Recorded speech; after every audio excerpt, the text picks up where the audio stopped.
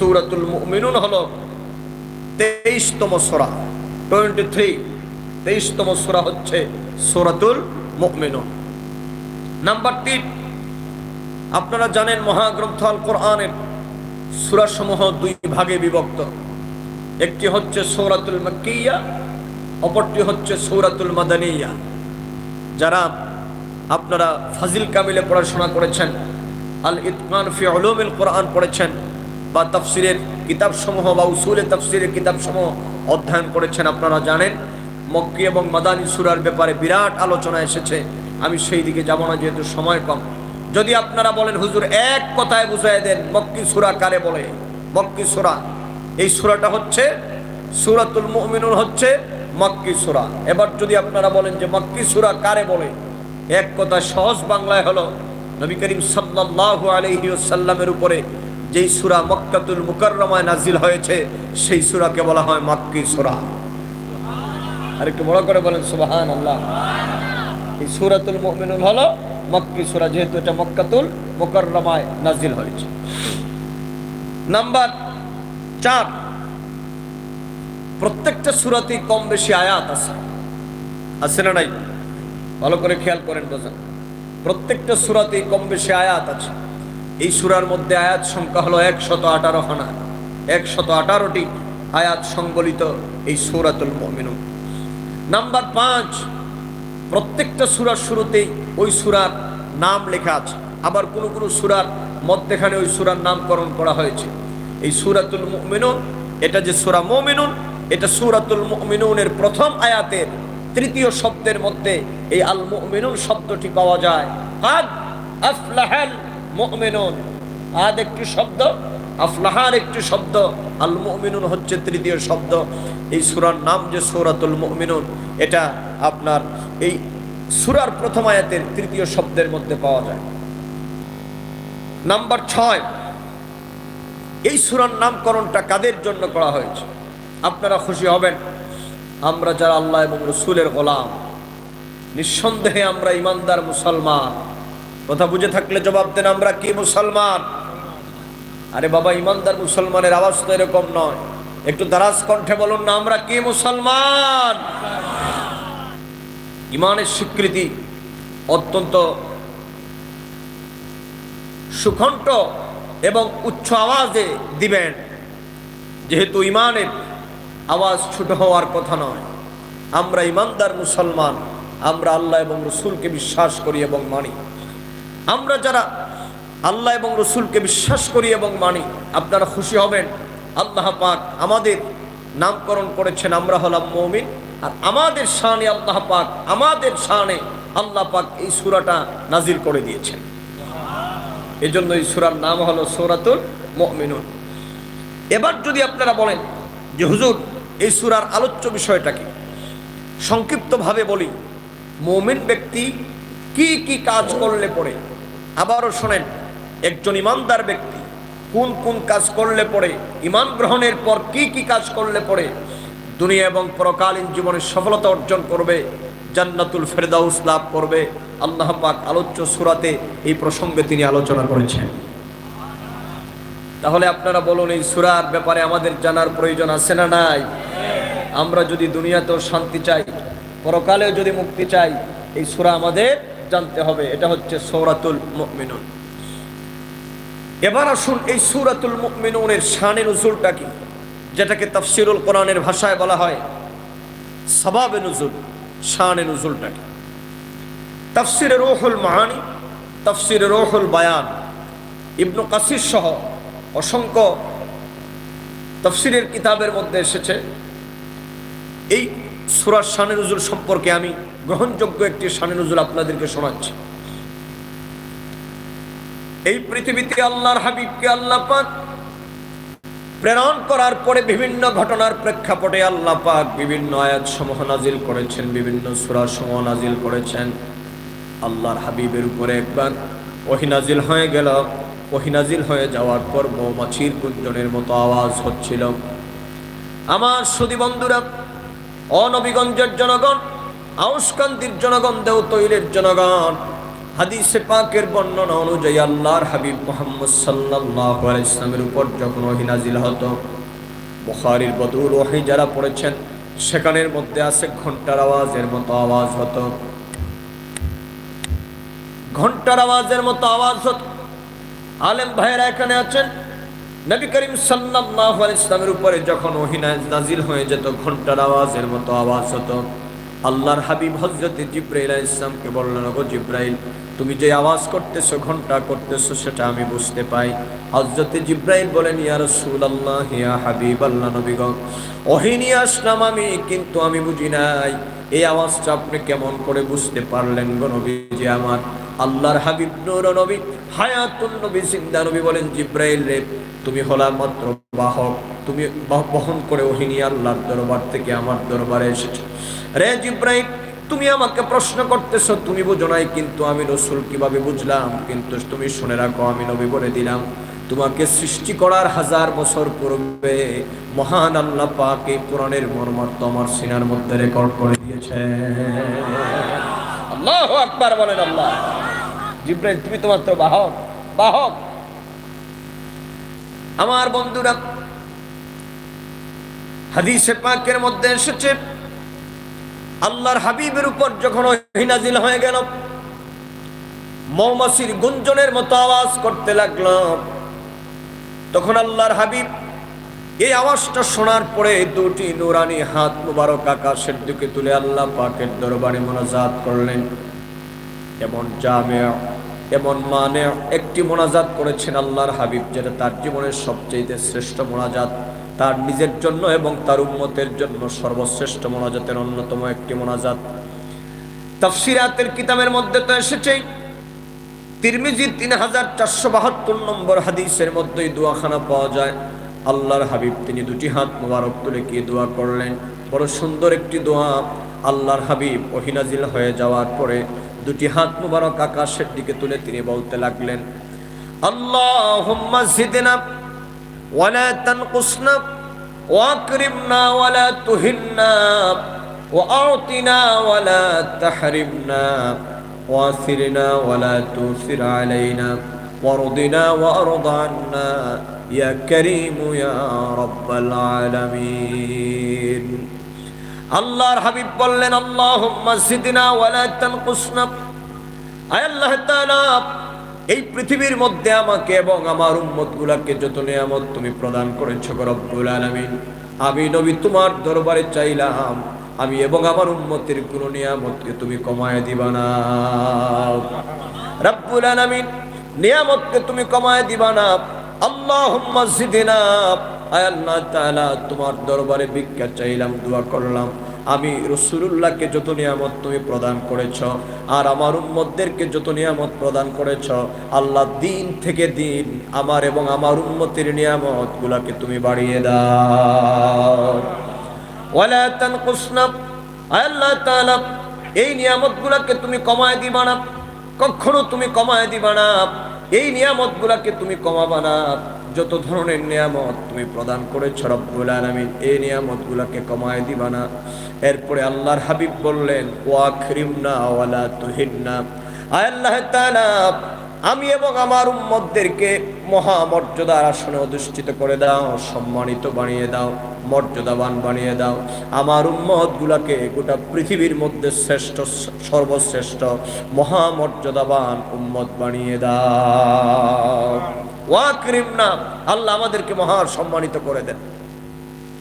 দেখুন, ইবনে কাসির রাহিমাহুল্লাহ তিনি বর্ণনা করেছেন, নবী করিম সাল্লাল্লাহু আলাইহি ওয়াসাল্লাম তার উম্মতের জন্য সদা সর্বদাই তিনি মর্যাদার জন্য দোয়া করেছেন। কথা বলেন না, কিসের দোয়া করেছেন? মর্যাদার জন্য দোয়া করেছেন। আল্লাহর হাবিব তার উম্মতের জন্য ইজ্জতের দোয়া করেছেন। কিন্তু কপাল পোড়া এক শ্রেণীর উম্মতেরা এই দেশে বসবাস করে, যারা প্রকাশ্যে অপ্রকাশ্যে লেখনির মাধ্যমে কথায় বক্তৃতায় আল্লাহর হাবিবের ইজ্জত নিয়ে ছিনিমিনি খেলে। কথা কন না ভাইয়েরা, ঠিক কিনা? নবীজি আমাদের জন্য মর্যাদার দোয়া করলেন, আর আমার দেশের বল্টু মিয়ারা নবীজির মর্যাদা নিয়ে টানাটানি করে। আপনারা কথা বুঝে থাকলে জবাব দেন, এক শ্রেণীর বিয়াদব আমাদের দেশে আছে না নাই? আস্তে কবেন না যুবকেরা, আওয়াজ দেওয়া আছে না নাই? নবী আমাদের জন্য মর্যাদার দোয়া করলেন, আর তারা নবীজির ইজ্জত হানির জন্য কথা বলে সব সময়। আল্লাহর হাবিব বললেন, ওয়াকরিমনা ওয়ালা তুহিন্না। রব্বুল আলামিন, এই পৃথিবীর মধ্যে আমার উম্মতকে মর্যাদাবান বানিয়ে দাও, ইজ্জতওয়ালা বানিয়ে দাও। আল্লাহ পাক, তোমার দরবারে আমার উম্মতের জন্য চাইলাম, আমার উম্মতকে তুমি বেইজ্জত করিও না, মর্যাদা হানি করিও না। সংক্ষেপে বলছি, এরপরে আল্লাহর হাবিব বললেন, ওয়াসিরনা ওয়ালা তুসির আলাইনা ওয়ারদিনা ওয়ারদা আন্না। রব্বুল আলামিন, এই পৃথিবীর মধ্যে যত সমস্ত মানব সম্প্রদায় তুমি সৃজন করেছ রব্বুল আলামিন, তাদের মধ্যে আমার উম্মতগুলোকে মর্যাদাবান বানিয়ে দাও, মাথা উঁচু করে বাঁচার তৌফিক দান করে দাও। আল্লাহর হাবিব এই মুনাজাত করার পরে ফাকরা, আল্লাহর হাবিব তেলাওয়াত করতে লাগলেন, قد أفلح المؤمنون الذين هم في صلاتهم خاشعون। বড় করে বলেন আল্লাহু আকবার। মোহাব্বতে বলুন ইয়া রাসূলুল্লাহ। ওহী নাযিল হলো, আল্লাহর হাবিব সঙ্গে সঙ্গে দুটি হাত মুবারক তুললেন, মোনাজাত করলেন। মোনাজাত করার পরে সাহাবায়ে কেরামদেরকে সূরাতুল মুমিনুনের প্রথম কয়টি আয়াত তেলাওয়াত করে শোনায় দিলেন। এই হলো সূরাতুল মুমিনুনের সংক্ষিপ্ত শানে নুজুল। আমার প্রিয় বন্ধুরা, এই সূরাতুল মুমিনুনের ফজিলতের ব্যাপারে বলা হয়েছে। মহান আল্লাহ পাক তার হাবিবকে যে অতুলনীয় চরিত্র দান করেছেন, এই সূরাতুল মুমিনুনের প্রথম দিকের 10টি আয়াতের মধ্যে যে গুণাবলীর কথা উল্লেখ রয়েছে আল্লাহর হাবিব মুহাম্মদ সাল্লাল্লাহু আলাইহি ওয়াসাল্লামের জীবন ইতিহাসের মধ্যে, তাগুলো সবগুলা পাওয়া যায়। এজন্য হাদিসে পাকের মধ্যে এসেছে, হযরতে আম্মা জানা আয়েশা সিদ্দিকা রাদিয়াল্লাহু তাআলা আনহাকে লোকেরা প্রশ্ন করত, গো আম্মা জানা আয়েশা সিদ্দিকা, আল্লাহর হাবিবের চরিত্র সম্পর্কে আমাদেরকে একটু বলেন, নবীর চরিত্রটা কেমন ছিল? আল্লাহর হাবিবের স্ত্রী আমাদের আম্মা জান উম্মাহাতুল মুমিনিন আম্মা জানা আয়েশা সিদ্দিকা রাদিয়াল্লাহু তাআলা আনহা যেই কয়টা জবাব দিতেন, তার মধ্যে অন্যতম একটা জবাব ছিল, হযরতে আম্মা জানা আয়েশা বলতেন, খুলুকুহু খুলুকুল কোরআন। আল্লাহর হাবিবের চরিত্রটা হলো মহাগ্রন্থ আল কোরআন। তার মানে মহাগ্রন্থ আল কোরআনের মধ্যে যত ভালো গুণের সম্মিলন আছে, ভালো গুণের কথা বর্ণনা করা হয়েছে, তার প্রত্যেকটার বাস্তব নমুনা হলেন মুহাম্মদুর রাসূলুল্লাহ সাল্লাল্লাহু আলাইহি ওয়াসাল্লাম। ইমাম বুখারী তার আল আদাবুল মুফরাদ কিতাবের মধ্যে বর্ণনা করেছেন, আম্মা জানা আয়েশা সিদ্দিকা রাদিয়াল্লাহু তাআলা আনহাকে লোকেরা প্রশ্ন করতেন, গো আম্মা জানা আয়েশা সিদ্দিকা, আল্লাহর হাবিবের চরিত্র মোবারকের ব্যাপারে আমাদেরকে কিছু কথা বলুন। হযরতে আম্মা জানা আয়েশা সিদ্দিকা রাদিয়াল্লাহু তাআলা আনহা তিনি সূরাতুল মুমিনুনের প্রথম আয়াতগুলো তেলাওয়াত করে শোনায় দিতেন। লোকেরা জিজ্ঞেস করত, কি ব্যাপার? আম্মা জানা আয়েশা সিদ্দিকা তিনি বলতেন, এই সূরাতুল মুমিনুনের প্রথম দিকের আয়াতগুলোর মধ্যে যত সমস্ত ভালো গুণের কথা বলা হয়েছে, খোদার কসম সমস্ত ভালো গুণগুলা মুহাম্মদ সাল্লাল্লাহু আলাইহি ওয়াসাল্লামের চরিত্রের মধ্যে আছে। এজন্য আম্মা জানা আয়েশা সিদ্দিকা রাদিয়াল্লাহু তাআলা আনহা তিনি কি করতেন, এই আয়াতগুলা তিনি লোকদেরকে পড়ে শোনায় দিতেন। সুবহানাল্লাহ বলেন, সুবহানাল্লাহ। এবার আসুন, এই সূরাতুল মুমিনুনের মধ্যে আমাদের জন্য কি সফলতা এবং ব্যর্থতার জন্য কি কথা বলা হয়েছে আপনাদেরকে অতি সংক্ষেপে বলবো, একটু মনোযোগের সাথে শোনার চেষ্টা করুন।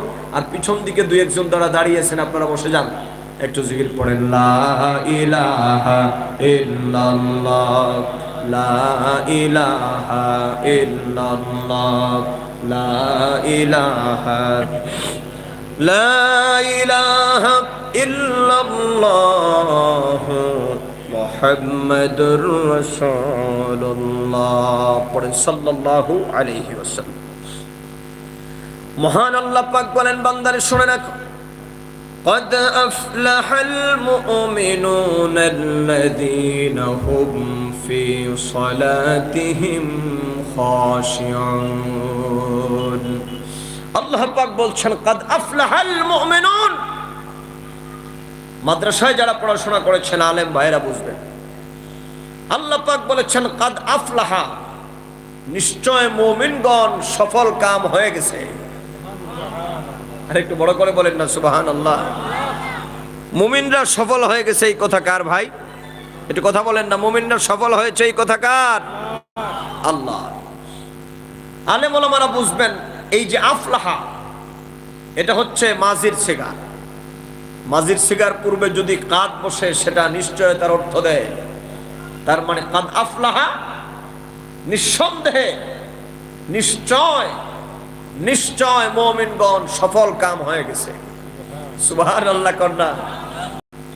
আমরা যে সফল কাম হয়েছে, আমরা যে সফল হব, এই কথা আল্লাহ পাক তিনি আমাদেরকে ঘোষণা করে দিয়েছেন।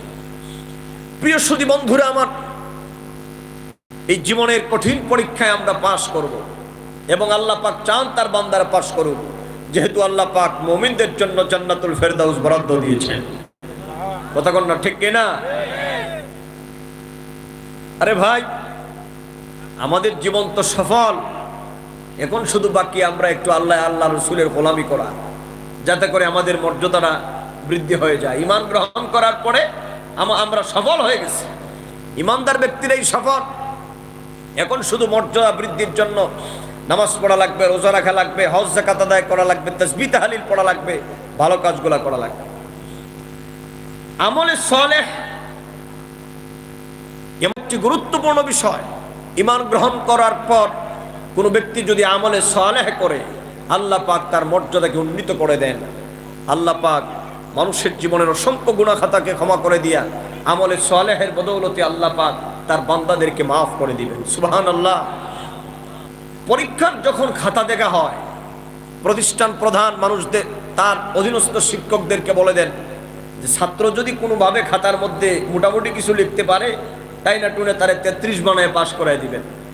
আচ্ছা বলুন, কোনো ছাত্র যদি খাতার মধ্যে একেবারে না লেখে সাদা খাতা জমা দিয়ে আসে, ওই লোকের কি পাশ করানো সম্ভব ভাই? কথা বলেন না, সম্ভব? আমরা ঈমান গ্রহণ করেছি, আমরা সফল হয়ে গেছি। এবার আমাদের একটু ভালো কাজ করা লাগবে, আমলে সালেহ করা লাগবে। আল্লাহ পাক আমাদেরকে রসিলা হাসরের ময়দানে নাজাত দিবেন। আর যদি আমরা আটকে যাই, আমার দয়াল নবীকে আমাদের জন্য আল্লাহ পাক শাফেও বানায় দিবেন। নবীজি শাফাত করে আমাদেরকে জান্নাতুল ফেরদাউসে পৌঁছায় দিবেন। এই জন্য আমরা বড় সৌভাগ্যবান এক জাতি, আমরা ঈমানদার মুসলমান। দুটি কথা ভালো করে লক্ষ্য করুন। আমাদের জীবন সফল, তার মানে ঈমান দ্বারা যারা গ্রহণ করেছে, ঈমানদার মুমিন ব্যক্তিদের জীবনটা সফল। আল্লাহ পাক এটা ঘোষণা করেছেন, ঈমানদাররা সফল। সফলতা মানে এই পৃথিবীর মধ্যে আমার বন্ধুরা, আফলাহা মানে হলো পৃথিবীর সফলতা নয়।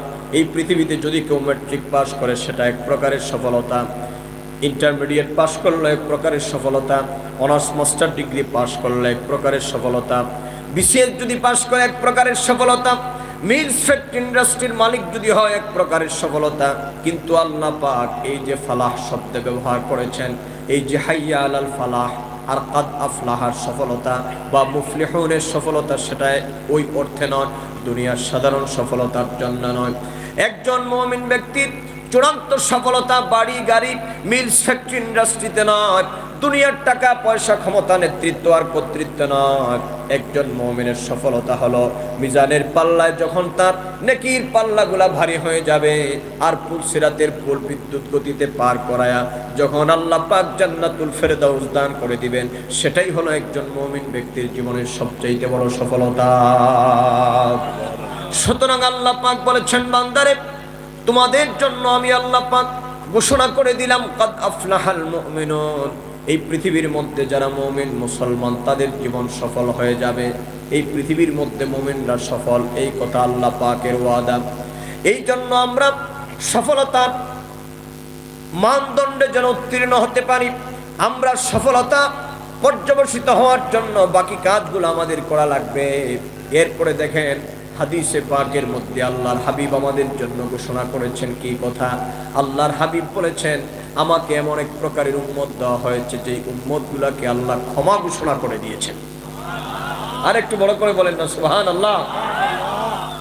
দেখবেন আপনারা, দেওতৈলের কোনো মানুষ যদি মারা যায়, আউসকান্দির কোনো মানুষ যদি মারা যায়, নবীগঞ্জের কোনো মানুষ যদি মারা যায়, দেখবেন মাইকিং এর মধ্যে বলা হয় অমুক ব্যক্তি মারা গেছে, মরহুমের জানাজার নামাজ আগামীকাল বিকাল 4:30টার সময় নবীগঞ্জ উপজেলা শহরে বা কোথাও অনুষ্ঠিত হবে বোঝানোর জন্য বলছি।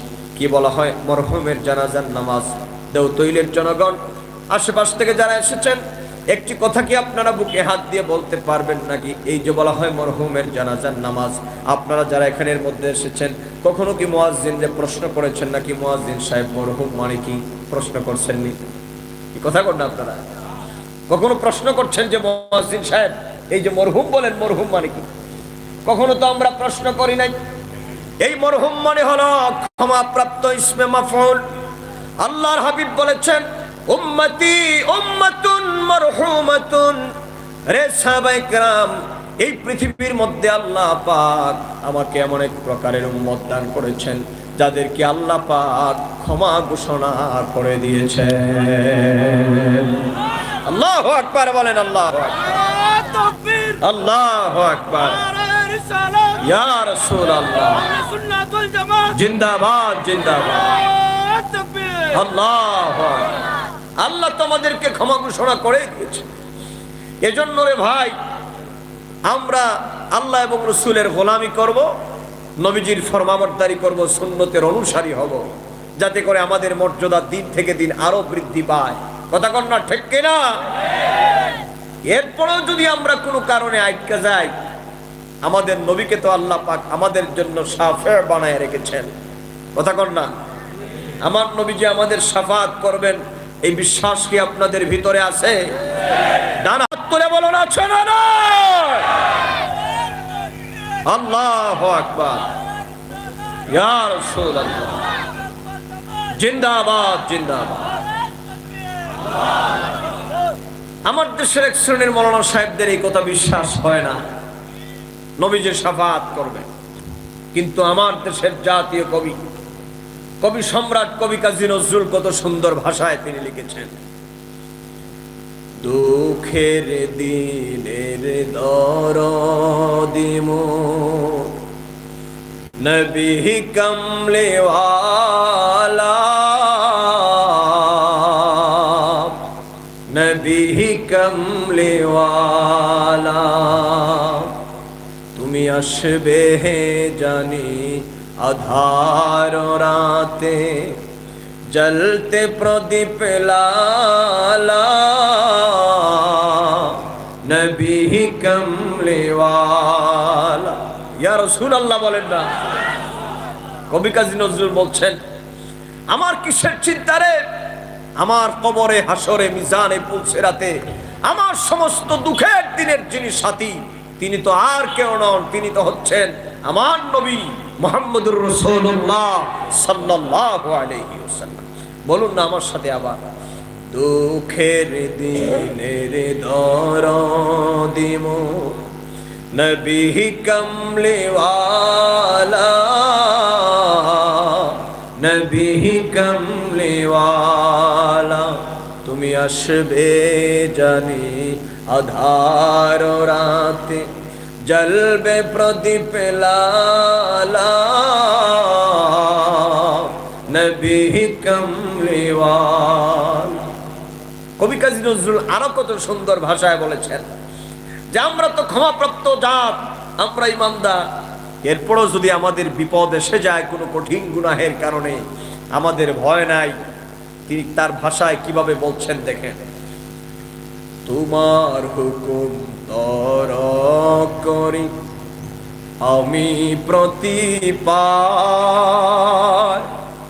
তব আলো দিয়ে বাতাস দিয়ে বাঁচায় বান্দা, শ্রেষ্ঠ নবী দিলে মোরে তরিয়ে নিতে রোজ হাসরে, পথ না ভুলি তাই তো দিলে পাক কোরআনের বাণী, খোদা তোমার মেহেরবানি, খোদা তোমার মেহেরবানি। কবি নজরুল বলছে, আল্লাহ তোমার হুকুম তরক করি আমি প্রতিপায়, আমি তো প্রত্যেকটা কদমে কদমে তোমার হুকুম তরক করছি, তোমাকে যেইভাবে মানার কথা ছিল আমি সেইভাবে মানতে পারি, এরপরও তুমি আমাদেরকে বাঁচায় রেখেছ। আমাদেরকে খাওয়াচ্ছ, পড়াচ্ছ, এই পৃথিবীর আলো বাতাস, সূর্যের আলো, রাতের চাঁদের কিরণ, সব কিছু দিয়ে আমাদেরকে বাঁচায় রেখেছ রব্বুল আলামিন। এরপরে যখন ভয়াল হাসরের ময়দান কায়েম হয়ে যাবে, আমি যত বড়ই অপরাধী হই না কেন, আমার জন্য তো তোরানেওয়ালা আমার দয়াল নবীকে তুমি পাঠিয়েছ।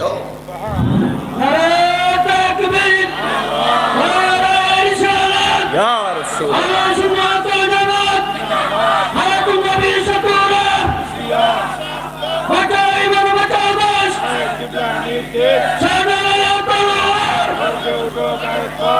প্রিয় সুধী বন্ধুরা আমার, কবি কাজী নজরুলের ভাষাগুলা কত সুন্দর দেখেন, কিন্তু আমার দেশের এক শ্রেণীর পোড়া কপালরা আছে, তারা আল্লাহর হাবিবের শাফাআতকেও মানে না।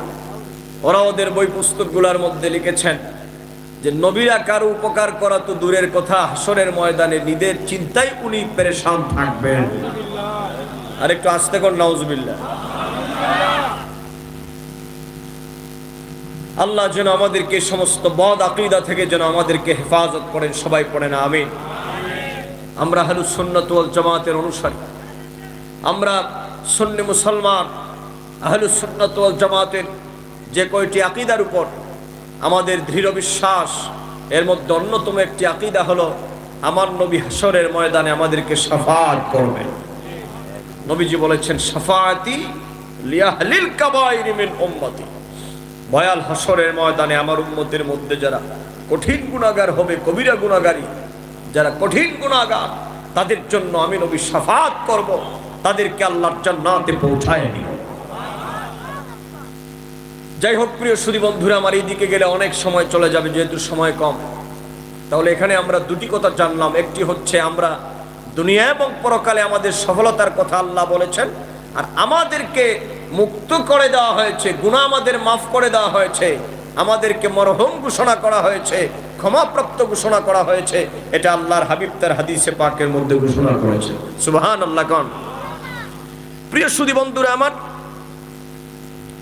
সুতরাং আমাদেরকে যেহেতু ক্ষমা করে দেওয়া হয়েছে, রহমত আমাদের উপরে আল্লাহ পাক অঝুরে নাজিল করছেন, এই হিসাবে আমাদেরকে কয়েকটি বিষয় আমাদের মানতে হবে। সেটা হলো, হ্যাঁ চলে আসছেন, মাঝে মাঝে চলে আসছেন,